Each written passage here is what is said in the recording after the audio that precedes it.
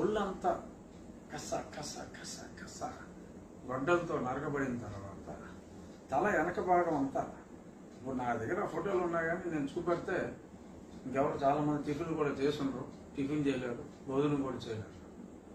ఆ వెనకాల డెప్ప పోర్షన్ అంతా లేచిపోయి మరి ఒళ్ళంతా చీలిపోయి ఉంటే, పేగులు కూడా బయటకు వచ్చి ఉంటే అది మర్డర్ అని చెప్పి ఆ చూసిన వైఎస్ వంశస్థులకి తెలియలేదట.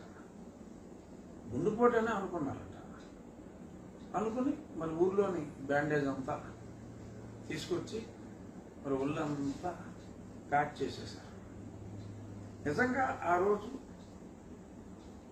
రాజశేఖర్ రెడ్డి ఆ లెటర్ చూపెట్టుంటే ఇమ్మీడియట్గా శివశంకర్ రెడ్డి గారు, అక్కడికి వచ్చిన ఇతరులు ఆ లెటర్నే మళ్ళీ దాచేసేవారు.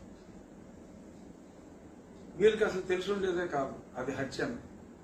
ఆ కేవలం ఆ లేఖను బట్టే రాజశేఖర్ రెడ్డికి అది హత్య అని తెలిసి ఉంటుంది అనేది నా భావన.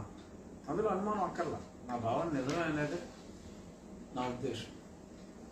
సో దాన్ని బట్టి అతను హత్యని గమనించి వెళ్ళిన తర్వాత పోస్ట్ మార్టం చేయాలి అని చెప్పి ఇన్సిస్ట్ చేశాడు.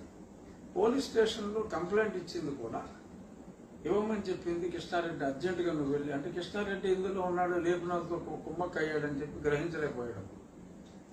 సో ఇతను రాజశేఖర్ రెడ్డి తను పోలీస్ స్టేషన్లో కంపల్సరీగా కంప్లైంట్ ఇచ్చి పోస్ట్ మార్టం జరగాల్సిందే అని చెప్పి ఆ దంపతులందరూ పట్టుపట్టారు. అందుకని చెప్పి గత్యంతరం లేని పరిస్థితుల్లో పోస్ట్ మార్టం చేయవలసి వచ్చింది.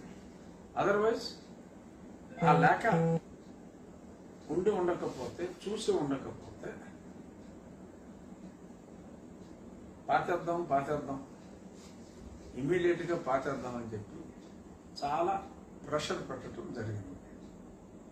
సో ఎప్పుడైతే ఆ పాతుడు కార్యక్రమాన్ని అడ్డుకొని మరి కంప్లైంట్ ఇచ్చి ఇదంతా చేశారో అక్కడ ఆ శివశంకర్ రెడ్డి గారు ఆ ఎస్ఐ సిఐ శంకరయ్యని మ్యాక్సిమం హర్షప్ చేసేసి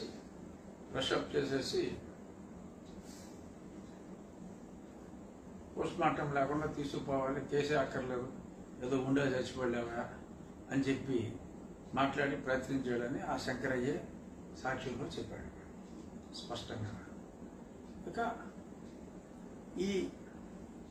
ఇంకొకటి ఇవాళ వాళ్ళ డిఫెన్స్లో ఎన్నికకి తర్వాత డిఫెన్స్లో రాసింది సాక్షి ప్రజల్ని మోసం చేయడానికి రాసింది.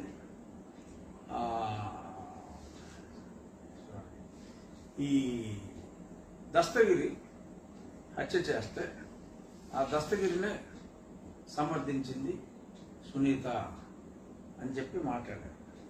ఎక్కడైనా ఒక వ్యక్తి ఒక కత్తితో హత్య చేస్తే శిక్ష కత్తిగా, పొడిచినోడుగా. బుద్ధులైన ప్రజలు ఆలోచించండి. అంత కామన్ సెన్స్ లేకుండా ప్రజల్ని చచ్చు వెధవలు, పుచ్చు వెధవలు, ఎప్పుడో ఒకసారి అతను నమ్మి ఓటేసినందుకు ఇంకా పనికిరాని వెధవలుగానే ప్రజల్ని భావిస్తూ మరి అలా రాశారు. ఇప్పుడు అక్కడ దస్తగిరి ఎవడు? దస్తగిరికి అతనికి ఏం వ్యక్తిగత కక్షలు లేవు. దస్తగిరి అన్నవాడు